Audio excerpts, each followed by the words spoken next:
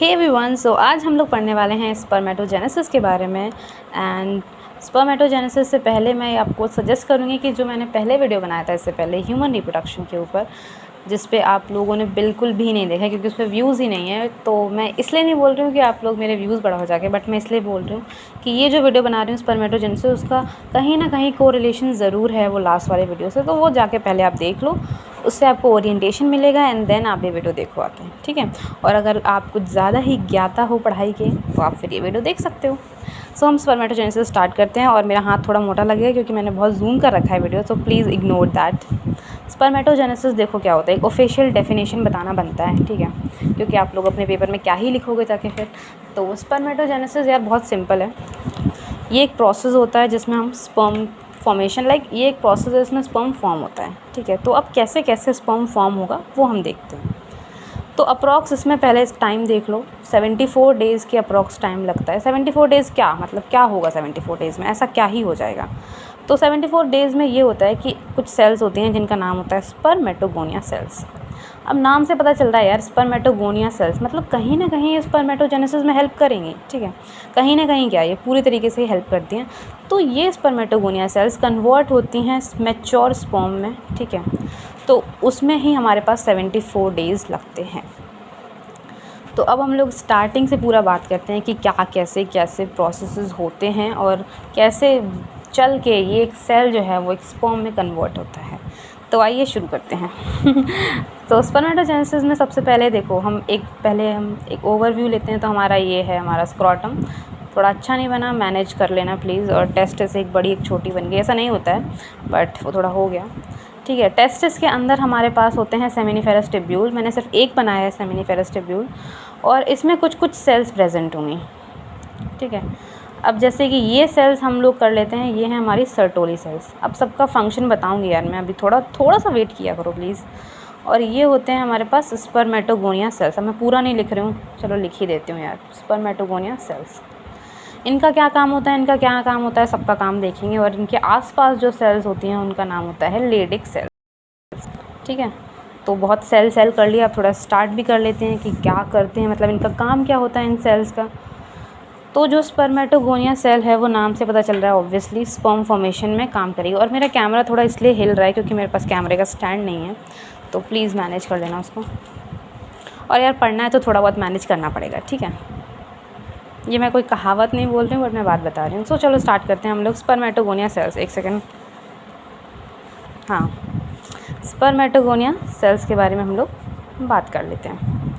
Spermatogonia cells जो होती हैं वो हमारी, इनकी प्लॉइडी जो होती है वो होती है 2n। अब ये मत बोलना कि 2n क्या होता है यार, प्लीज़ सेल डिवीज़न पढ़ के आओ अगर नहीं पता है तो। 2n का मतलब होता है कि इसमें 2 सेट ऑफ क्रोमोसोम होंगे, और अगर n लिखा है तो मतलब 1 सेट ऑफ क्रोमोसोम होता है, ठीक है। अब ये स्पर्मेटोगोनिया सेल्स जो हैं वो थोड़ा एनलार्ज होंगी, और एनलार्ज होने के बाद इसमें होगी माइटोसिस। अब पूछोगे माइटोसिस क्या होता है, तो ये सेल को डिवाइड करने का एक तरीका होता है। मैं आगे बताऊंगी क्या होता है, कैसा तरीका होता है, ठीक है। माइटोसिस हुई तो ये कन्वर्ट हुआ प्राइमरी स्पर्मेटोसाइट में। प्राइमरी को ऐसे लिखते हैं, आप लोग देख सकते हो, प्राइमरी स्पर्मेटोसाइट, ठीक है। अब फिर होगा मियोसिस 1। अब मैं ये सब कुछ समझाऊंगी आपको कि माइटोसिस मियोसिस 1 क्या होता है। यहाँ से ये कन्वर्ट होगा सेकेंडरी स्पर्मेटोसाइट में, और फिर हमारे पास होगा मियोसिस 2, जिससे ये स्पर्मेटिड में कन्वर्ट होगा, और ये स्पर्मेटिड जाके स्पर्मेटोजोआ में कन्वर्ट होगा। स्पर्मेटोजोआ को हम लोग मैच्योर स्पर्म बोलते हैं। और please ignore my hand writing क्योंकि डॉक्टर्स की हैंड राइटिंग ऐसी ही होती है, ठीक है। तो प्लीज़ इग्नोर दैट। तो अब मैंने आपको ये बता दिया कि स्पर्मेटोगोनिया सेल्स से हमारे पास primary spermatocyte, secondary spermatocyte, spermatid और फिर स्पर्मेटोजोआ बनते हैं। माइटोसिस मियोसिस क्या होता है ये देख लेते हैं। तो सेल डिवीजन यार थोड़ा सा मैं पढ़ा देती हूँ तुम लोगों को, बाकी डिटेल अगर देखनी है यहाँ पे दिख रहा है, हाँ, सेल डिवीजन में थोड़ा सा पढ़ा देती हूँ। डिटेल देखनी है तो कहीं और देखो जाके, क्योंकि यहाँ डिटेलिंग में मैं नहीं पढ़ाऊँगी। सेल को डिवाइड करने के 2 तरीके होते हैं, एक होता है हमारा माइटोसिस और एक होता है हमारा मियोसिस, ठीक है। माइटोसिस में अगर आपकी प्लॉइडी है 2n, मतलब हमारे पास 2n सेट है क्रोमोसोम का, तो वो डिवाइड होगा और वो 2n ही रहेगा। मतलब ये जो होती है इक्वेशनल डिवीज़न होता है, ठीक है। अगर हम बात करें मियोसिस के बारे में, तो अगर उसकी प्लॉइडी है 2n, तो सबसे पहले वो उसमें मियोसिस 1 होगा जो कि 2 में डिवाइड होगा। ऑब्वियसली यहाँ पे यार 2 में एक सेल 2 में डिवाइड होती है, ठीक है। n और n में कन्वर्ट होंगे, फिर ये n 2 में डिवाइड होंगे, ये वाला n 2 में डिवाइड होंगे, ऐसे करके। तो माइटोसिस में एक सेल से हमारे पास 2 सेल बनते हैं, बट मियोसिस में 1 से 4 सेल बनते हैं। तो अब यहाँ पर देखो क्या हो रहा है। सबसे पहले यहाँ पे हमारे पास स्पर्मेटोगोनिया सेल्स है जिनकी 2n प्लॉइडी है। माइटोसिस हुआ, प्राइमरी स्पर्मेटोसाइट बना, तो बताओ 2n बचेगा या n बचेगा? जल्दी बताओ क्या लिखना है यहाँ पे।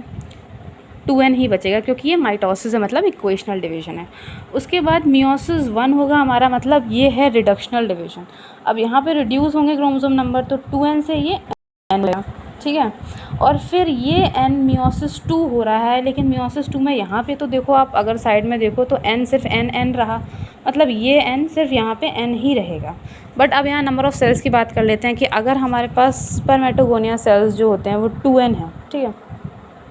तो माइटोसिस के बाद हमारे पास 2 सेल बनेंगे, 2n। अब हम एक इस सेल को लेके चल रहे हैं, ठीक है। तो ये वाला जो सेल है हमारा मियोसिस 1 होगा, ये n में और n में कन्वर्ट हो जाएगा, ठीक है। उसके बाद जब इसमें मियोसिस 2 होगा तो ये वाला n और ये वाला n और ये वाला ऐसे n और ऐसे n। आई होप आपको समझ आ गया होगा। तो ये हमारे बन गए हमारे 4 स्पर्मेटिड। क्या बन गए? स्पर्मेटिड। स्पर्मेटिड को हम लोग स्पर्म नहीं बोलते हैं, बल्कि स्पर्मेटोजोआ को बोलते हैं, मैच्योर स्पर्म। ऐसा क्यों? क्योंकि स्पर्मेटिड में कुछ डिफ्रेंसिएशन होगा, तब जाके स्पर्मेटोजोआ बनेगा। और ये जो स्पर्मेटिड से स्पर्मेटोजोआ बन रहा है ना, इसी प्रोसेस को हम स्पर्मियोजेनेसिस बोलते हैं। क्या बोलते हैं? ये बिल्कुल अलग है, ठीक है। ये प्रोसेस का नाम लिख रही हूँ मैं, स्पर्मियोजेनेसिस। स्पर्मियोजेनेसिस क्या है? स्पर्मेटिड से स्पर्मेटोजोआ, मतलब जो मैच्योर स्पर्म बन रहा है उसको हम स्पर्मियोजेनेसिस बोलते हैं।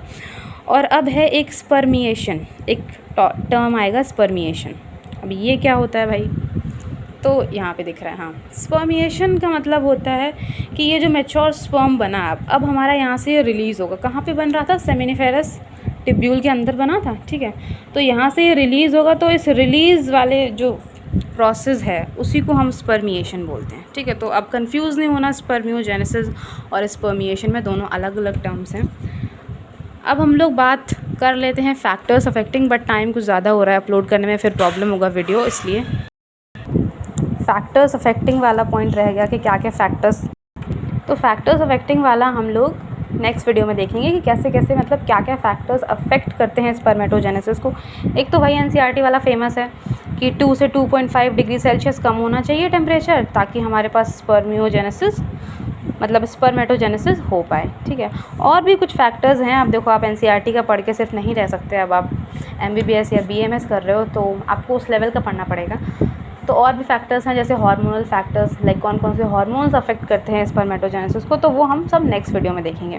आई होप आपको इसमें समझ आ गया होगा। चीज़ें ज़्यादा कुछ समझने वाली थी नहीं, क्योंकि बेसिक सी चीज़ें थी, बट वीडियो बनाना इम्पॉर्टेंट था क्योंकि एक सीरीज़ में वीडियो बनाना था। तो सबसे पहले मैंने ओरिएंटेशन बताया, फिर मैंने स्पर्मेटोजेनेसिस बताया। अब जो नेक्स्ट वीडियो होगा उसमें मैं बताऊंगी कि क्या फैक्टर्स अफेक्ट करते हैं स्पर्मेटोजेनेसिस को। Thank you for watching this, bye bye. और हाँ, लाइक कर देना।